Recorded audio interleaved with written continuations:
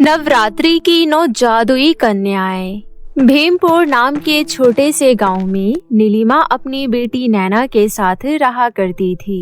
नीलिमा के पति का देहांत कई वर्षों पहले हो गया था, इसलिए घर की सारी जिम्मेदारियां नीलिमा के कंधों पर थी।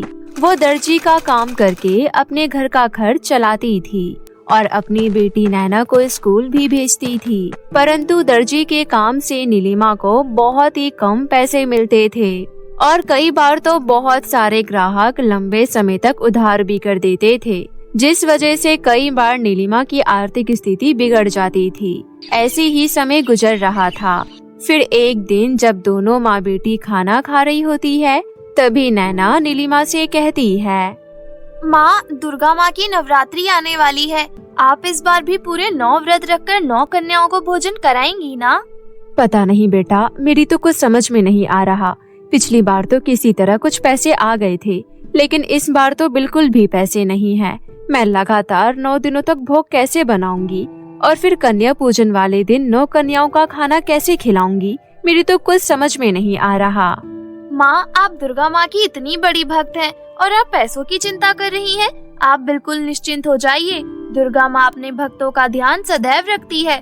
बस आप हर बार की तरह व्रत रखिए, सब सही से हो जाएगा। हाँ बेटा, तू बिल्कुल सही कह रही है। दुर्गा माँ ही हमारा बेड़ा पार लगाएंगी। इसके बाद कुछ दिन ऐसे ही बीत जाते हैं और फिर पहली नवरात्रि आ जाती है। नीलिमा सुबह मंदिर दर्शन करके आती है और व्रत रखती है और अपने काम पर लग जाती है।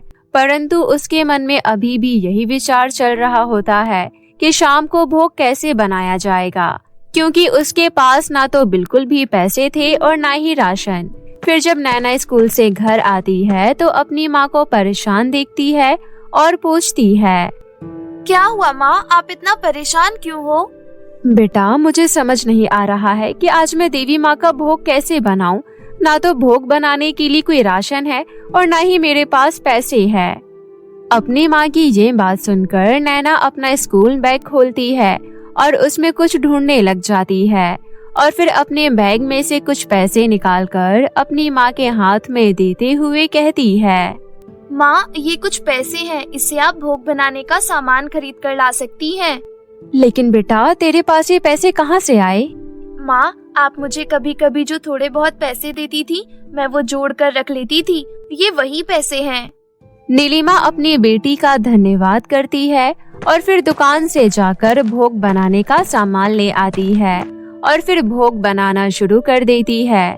भोग बनाकर वो सबसे पहले देवी माँ को भोग चढ़ाती है और फिर जैसे ही वो खुद खाने जा रही होती है, तभी एक छोटी सी बच्ची नीलिमा के द्वार पर आ जाती है और कहती है, मुझे बहुत भूख लगी है, कृपया करके मुझे कुछ खाना दे दो। ये बच्ची तो सच में बहुत भूखी लग रही है, मुझे अपने हिस्से का खाना इसे दे देना चाहिए।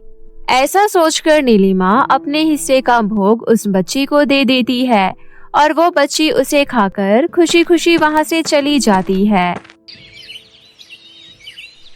अगले दिन नीलिमा नवरात्रि का दूसरा व्रत रखती है और आज भी वो इसी चिंता में होती है कि भोग के लिए सामान कैसे आएगा। लेकिन तभी उसकी एक ग्राहक वहाँ आती है। नीलिमा, मैंने तुम्हें 3 सूट दिए थे, वो तैयार हो गए? वो तो कब के तैयार हो गए, ये लीजिए। ठीक है, ये लो, अभी सिर्फ 1 सूट के पैसे दे रही हूँ, बाकी दोनों सूट के बाद में दे दूंगी। ऐसा कहकर वो औरत नीलिमा को 1 सूट के पैसे देकर चली जाती है। परंतु नीलिमा फिर भी खुश हो जाती है, क्योंकि अब वो भोग का सामान ला सकती थी। उस दिन भी वो भोग का सामान लाती है और शाम को भोग बनाती है। फिर सबसे पहले देवी माँ पर चढ़ाती है और फिर वो जैसे ही खाने बैठती है, उसके द्वार पर कल की तरह एक और छोटी बच्ची आ जाती है। मुझे बहुत भूख लगी है, कृपया करके मुझे कुछ खाना दे दो। नीलिमा फिर से अपने हिस्से का भोग उस बच्ची को दे देती है और वो बच्ची उसे खाकर खुशी खुशी वहाँ से चली जाती है। अब 4 दिन तक यही सिलसिला चलते रहता है, लेकिन 4 दिन बिना कुछ खाए पिए रहने की वजह से नीलिमा की तबीयत काफी खराब हो जाती है। मुझे तो समझ ही नहीं आ रहा माँ कि मैं क्या करूँ। मुझे आपकी दवाई लानी है, लेकिन मेरे पास पैसे नहीं हैं। कोई बात नहीं बेटा, लगता है देवी माँ हमारी परीक्षा ले रही है। नैना के पास बिल्कुल भी पैसे नहीं थे, परंतु वो अपनी माँ को ऐसी हालत में नहीं देख सकती थी, इसलिए वो अपनी माँ की जगह काम करना शुरू कर देती है और लोगों के कपड़े सिलने लगती है। और इसके साथ साथ वो रोज शाम को अपनी माँ की तरह भोग बनाकर देवी माँ को भी चढ़ाती है। और हर रोज की तरह उसके द्वार पर एक भूखी बच्ची आती है और वो उसे भी खाना खिलाती है। अब इसी तरह नवरात्रि के 7 दिन बीत जाते हैं और अब 8वें दिन की शाम को दोनों माँ बेटी चिंता में होती है। कल नवरात्रि है, हमें 9 कन्याओं को बिठाकर भोजन कराना है, लेकिन हमारे पास तो बिल्कुल भी पैसे नहीं है। बेटा तू बिल्कुल सही कह रही है, पता नहीं अब हम 9 कन्याओं को कैसे भोजन करवाएंगे। दोनों माँ बेटी चिंता में होती है कि तभी 4 औरतों जिनके कपड़े नैना ने सिले होते हैं वो आ जाती है और अपने कपड़े लेकर अपने सारे पैसे बिना उधार किए दे जाती है। उन पैसों को देखकर दोनों माँ बेटी बहुत ज्यादा खुश हो जाती है। देखा माँ, देवी माँ की कृपा, उन्होंने किसी तरह हमारे पास पैसे भिजवा ही दिए। हमें उन 9 कन्याओं को भोजन करवाने में कोई परेशानी नहीं होगी। हाँ मेरी बच्ची, तू सही कह रही है, ये हमारी दुर्गा माँ की ही कृपा है। इसके बाद नीलिमा और नैना सुबह सुबह जाकर दुकान से सारा सामान ले आती है और फिर उन 9 कन्याओं को खिलाने के लिए भोजन बनाना शुरू कर देती है। और फिर कुछ ही देर में दोनों भोजन बनाकर तैयार कर देती है। चलो माँ, भोजन तो तैयार हो गया है, अब हमें कन्याओं को ढूंढना है। हाँ बेटा, चल बाहर चलते हैं, आज नवरात्रि है, हमें बाहर बहुत सारी कन्याएं मिल जाएगी। इसके बाद दोनों माँ बेटी बाहर कन्याओं को ढूंढने चली जाती है, परंतु जब वो बाहर जाती है तो उन्हें एक भी कन्या दिखाई नहीं देती। ये देखकर दोनों माँ बेटी हैरान रह जाती है। ये कैसे संभव है, आज नवरात्रि है लेकिन एक भी कन्या दिखाई नहीं दे रही। माँ, हो सकता है वो सभी अभी बाकी लोगों के घर में गई हों। आज नवरात्रि है, सबके घर में ही कन्याओं को पूजा जाएगा। आप चिंता मत कीजिए, हम थोड़ी देर बाद आएंगे, क्या पता फिर हमें कन्याएं मिल जाएं। ठीक है बेटा, चल अब घर चलते हैं। इसके बाद दोनों माँ बेटी घर आ जाती हैं, लेकिन जैसे ही वो घर के अंदर आती हैं तो उनकी आंखें खुली की खुली रह जाती है।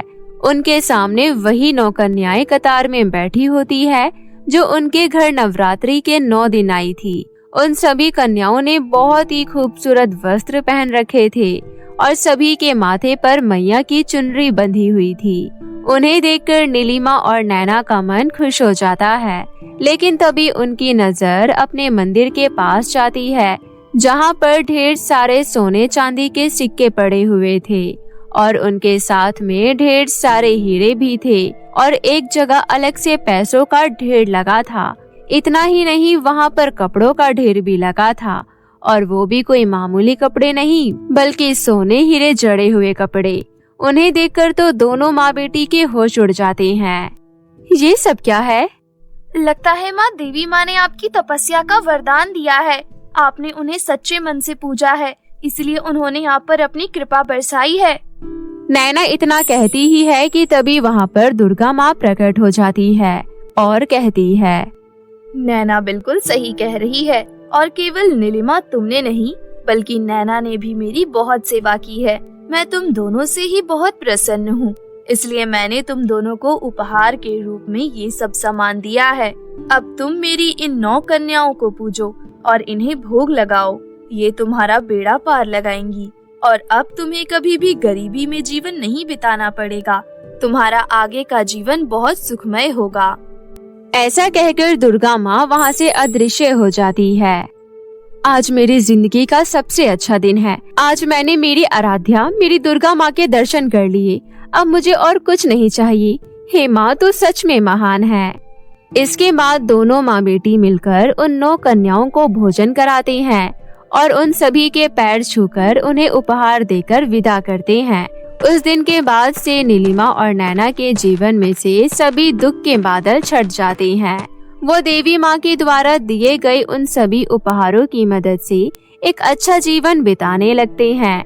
लेकिन नीलिमा तब भी मेहनत का साथ नहीं छोड़ती और वो अपना दर्जी का काम जारी रखती है और नैना भी अपनी पढ़ाई जारी रखती है और दुर्गा माँ के प्रति अपनी श्रद्धा को अपनी माँ की तरह हमेशा अपने दिल में बसाए रखती है। रानी परी और जादुई सुनहरा ब्रेसलेट। संजय आजकल बहुत उदास रहता था क्योंकि कई महीनों से उसके बिजनेस में घाटा जा रहा था। अपने बिजनेस को लाइन पर लाने के लिए संजय ने बहुत लोगों से उधार भी ले लिया था, लेकिन तो भी उसका बिजनेस पहले की तरह नहीं हो पाया। संजय अकेले में अपने कमरे में सोचता है, बिजनेस ठीक करने के लिए मैंने इतने लोगों से उधार ले लिया और मेरा काम भी ठीक नहीं हुआ। ऐसे तो मैं किसी का उधार भी नहीं दे पाऊंगा। एक हफ्ते बाद दिनेश नाम का एक व्यक्ति संजय के घर आता है। संजय भाई, आपने तो कहा था कि जल्दी मेरे पैसे लौटा दोगे। 6 महीने हो गए, कब वापस करोगे? भाई, मेरा बिजनेस अभी भी ठीक नहीं हुआ है। मुझे लग रहा है कि अब मुझे अपना काम बंद करना होगा। लेकिन ये सब तू मुझे क्यों बता रहा है? जब तुझे जरूरत थी तब मैंने दिया। अब मुझे मेरे पैसे वापस चाहिए। मेरे घर में मेरी बेटी की शादी है, उसके लिए मुझे पैसों की बहुत जरूरत है। ये बातें संजय की पत्नी किरण सुन लेती है।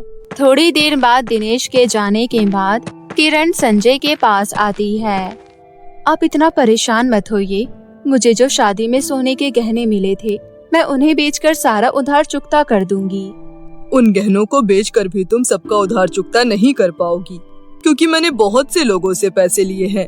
हाँ, ज्यादा से ज्यादा तुम दिनेश का उधार चुकता कर सकती हो। ठीक है, मैं दिनेश का उधार चुकता कर देती हूँ। वैसे भी उसकी बेटी की शादी है, इसलिए उसे पैसों की जरूरत होगी। किरण अपने गहने बेचकर दिनेश के पैसे वापस कर देती है, लेकिन धीरे धीरे और भी लोग घर आकर पैसे मांगने लगते हैं। ये सब देखकर संजय डिप्रेशन में चला जाता है और वो खुद को एक कमरे में बंद कर लेता है। किरण के बहुत कहने पर भी संजय कमरे से बाहर नहीं निकलता था और किरण को जाने के लिए कह देता था। ऐसे ही कुछ दिन बीत जाते हैं। किरण संजय के कमरे के बाहर जाकर कहती है, आप कब तक खुद को इस तरह कमरे में बंद रखेंगे? बाहर आइए, सब कुछ ठीक हो जाएगा। उस दिन किरण की बातों का कोई जवाब नहीं आता है। यह देख किरण बहुत घबरा जाती है। वो पड़ोस से कुछ लोगों को बुलाती है और दरवाजा तोड़ने को कहती है। वो लोग दरवाजा तोड़ देते हैं। तभी सब देखते हैं कि संजय की मृत्यु हो गई है। यह देखकर किरण जोर जोर से रोने लगती है। ये नहीं हो सकता, मेरे पति मुझे छोड़कर नहीं जा सकते। काश मैंने बहुत पहले ही दरवाजा तोड़वा दिया होता। मैं इसके लिए खुद को कभी माफ नहीं करूंगी। मेरी वजह से मेरे पति की जान गई है। किरण की सास रोते हुए कहती है, मेरे सामने मेरे बेटे की लाश पड़ी है। ये दिन देखने से पहले मेरी मौत क्यों नहीं हो गई? मैं इतनी बुढ़िया अभी तक जिंदा हूँ और मेरा बेटा ये दुनिया छोड़कर चला गया। तभी पड़ोस की एक औरत किरण को संभालते हुए कहती है, किरण, इसमें तेरा कोई दोष नहीं है। तेरा पति पहले से ही बहुत परेशान था। देख, जो होना था हो गया। तेरी एक 5 साल की बेटी है, अब उसकी जिम्मेदारी तेरे ऊपर आ गई है। तू इस तरह से हिम्मत नहीं हार सकती। अगर तू ही हिम्मत हार देगी तो तेरी बेटी को कौन देखेगा? इस तरह गांव के लोग किरण को संभालने की कोशिश करते हैं। थोड़ी देर बाद संजय का अंतिम संस्कार हो जाता है। उस दिन से घर में सभी उदास रहने लगते हैं।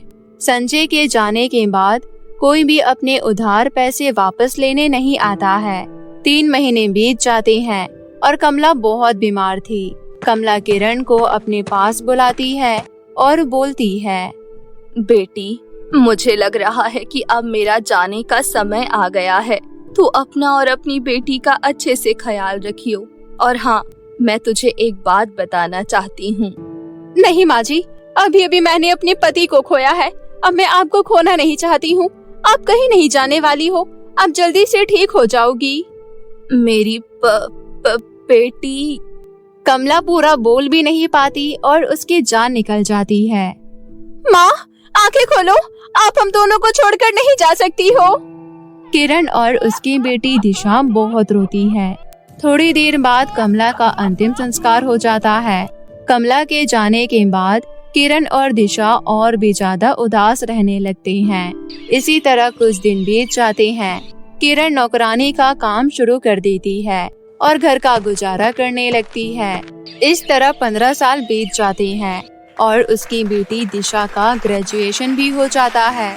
दिशा के ग्रेजुएशन होने के बाद किरण खुद में सोचती है, दिशा का ग्रेजुएशन हो गया है और अब उसकी शादी की उम्र हो गई है। मेरी बेटी सुंदर है, पढ़ी लिखी भी है, लेकिन मेरे पास इतने पैसे नहीं जो अच्छे घर में मैं उसकी शादी करवा पाऊँ। मैं चाहती हूँ कि मेरी बेटी ने यहाँ बहुत गरीबी देखी है, लेकिन मैं उसकी शादी एक अमीर घर में करवाऊँ। लेकिन भला कौन अमीर मेरी बेटी से शादी करेगा? किरण ये सब सोच ही रही होती है, तभी दिशा आती है। माँ, किस सोच में डूबी हो? दिशा, बस तेरी शादी की बात सोच सोच कर बहुत फिक्र होती है। मेरे पास इतने पैसे नहीं जो मैं तेरी शादी अमीर घर में करवा पाऊँ। अरे माँ, मुझे कोई अमीर लड़का नहीं चाहिए। लड़का बस पढ़ा लिखा हो और मेहनत से काम करे, बस इतना ही बहुत है। अमीर लड़के से शादी करने में दहेज भी ज्यादा देना होगा और शादी की तैयारियां भी बहुत हाई लेवल की करनी होंगी। ये सब करने के लिए हमारे पास पैसे नहीं हैं।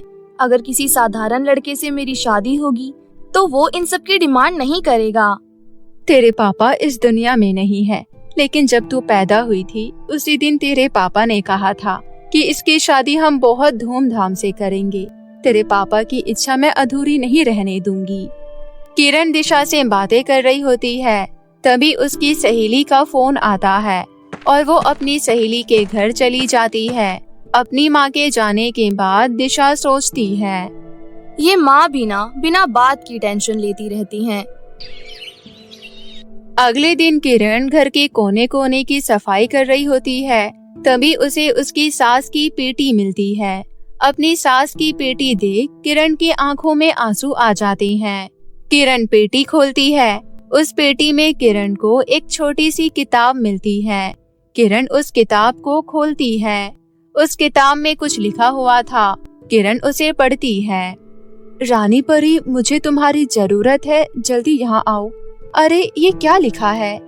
तभी अचानक वहाँ तेज रोशनी होती है और रानी परी प्रकट हो जाती है। ये देखकर किरण बहुत हैरान होती है। तुमने मुझे बुलाया? नहीं, इस किताब में जो लिखा था मैंने पढ़ा और आप आ गई। रानी परी किताब देखती है और बोलती है, अरे, ये तो वही किताब है जो मैंने कमला को दिया था। तुम्हारे पास ये किताब कैसे आई? कमला मेरी सास का नाम है। बहुत साल पहले ही उनका देहांत हो चुका है। आज मुझे अचानक उनकी ये पेटी मिली और पेटी खोलने के बाद मुझे ये किताब। लेकिन आप मेरी सास को कैसे जानती हो? कमला का एहसान तो मैं कभी नहीं भूल सकती हूँ। उसने मेरी डायन से जान बचाई थी, इसलिए मैंने उसे ये किताब दी थी। वो जब भी इस लाइन को पढ़ती थी तब मैं उसके सामने आ जाती थी और उसे जिस जिस चीज की जरूरत होती थी मैं उस जरूरत को पूरा कर देती थी।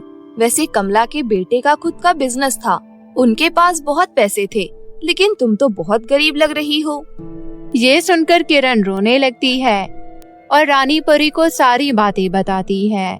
ये सब सुनकर रानी परी को उस पर बहुत दया आती है। रानी परी एक ब्रेसलेट निकालती है और किरण को दे देती है। आपने मुझे ब्रेसलेट क्यों दिया? ये सुनहरा ब्रेसलेट है। अब मैं जा रही हूँ, तुम्हें अपने आप सब कुछ पता चल जाएगा। उसके बाद रानी परी वहाँ से चली जाती है। किरण सोचने लगती है कि आखिर इस ब्रेसलेट का क्या काम है। तभी ब्रेसलेट से आवाज आती है, मैं जादुई ब्रेसलेट हूँ। तुम मेरे से जो भी मांगोगी वो मैं तुम्हें जरूर दूंगी, लेकिन तुमने कभी भी लालच किया तो मेरा सारा जादू खत्म हो जाएगा। ब्रेसलेट की ये बात सुनकर किरण बहुत खुश होती है। तभी वहाँ पर दिशा आ जाती है। किरण दिशा को सारी बातें बताती है। दिशा ब्रेसलेट से कहती है, अगर तुम सच में जादुई हो फिर तुम मुझे और मेरी माँ के लिए सुंदर कपड़े दो। दिशा के ये बोलने पर जादुई ब्रेसलेट वहाँ पर दोनों माँ बेटी के लिए ढेर सारे कपड़े प्रकट कर देती है। अब दोनों माँ बेटी ये मान चुकी थी कि ये जादुई है। उसके बाद दिशा जादुई ब्रेसलेट से बोलती है, जादुई ब्रेसलेट, मेरी माँ नौकरानी का काम करती है, लेकिन मैं नहीं चाहती कि वो ये काम करे। मुझे अपनी माँ के लिए एक फल की दुकान चाहिए ताकि माँ को नौकरानी का काम ना करना पड़े। दिशा के बोलने पर उसके घर के पास ही एक फल का दुकान बन जाता है। इसी तरह कुछ दिन बीत जाते हैं। बातों ही बातों में किरण दिशा से कहती है, अब हमारे सारे दुख खत्म हो गए हैं। बस एक अच्छा सा लड़का मिल जाए और मैं तेरी शादी करवा दूं। उसी वक्त पास वाले गांव से किरण की एक सहेली आती है। किरण, मेरे पड़ोस में रहने वाली निराली के बेटे का रिश्ता तेरी बेटी के लिए आया है। बहुत अमीर हैं वो लोग और बहुत नेक भी। तू कहे तो कल मैं उन्हें तेरे घर भेज दूं। हाँ निर्मला, वैसे भी मुझे दिशा की शादी की बहुत चिंता सता रही थी। तू कल लड़के वालों को मेरे घर भेज दियो। फिर अगले दिन लड़के वाले दिशा को देखने आते हैं। दिशा लड़के वालों से कहती है, शादी के बाद जब भी मेरा मन हो मैं अपनी माँ से मिलने आ सकती हूँ। मुझे माँ से मिलने आने के लिए कोई मना नहीं करेगा और जब भी मेरी माँ बीमार होगी या इन्हें मेरी जरूरत होगी तो मैं यहाँ आऊंगी। ये सुनकर लड़के की माँ बोलती है, हमारा घर ऐसा नहीं है जो अपनी बहू को हर छोटी छोटी बातों पर रोक टोक करते रहे। तुम अपनी माँ की इकलौती बेटी हो। मैं तुम्हें उनके पास आने के लिए कभी नहीं रोकूंगी। ये सुनकर किरण अपने मन में सोचती है, ये सब जादुई सोने के ब्रेसलेट की कृपा है जो इतने अच्छे लोगों से मेरी बेटी का रिश्ता होने जा रहा है। मैं दिशा के लिए एक नेक और अमीर लड़का चाहती थी और मुझे ऐसा लड़का मिल गया है। अब मेरी सारी चिंता खत्म हो गई है। कुछ दिनों बाद दिशा की शादी हो जाती है। दिशा अपने ससुराल में बहुत खुश थी और अपनी बेटी को खुश देखकर किरण भी बहुत खुश थी। इस तरह दोनों माँ बेटी का जीवन खुशियों से भर जाता है।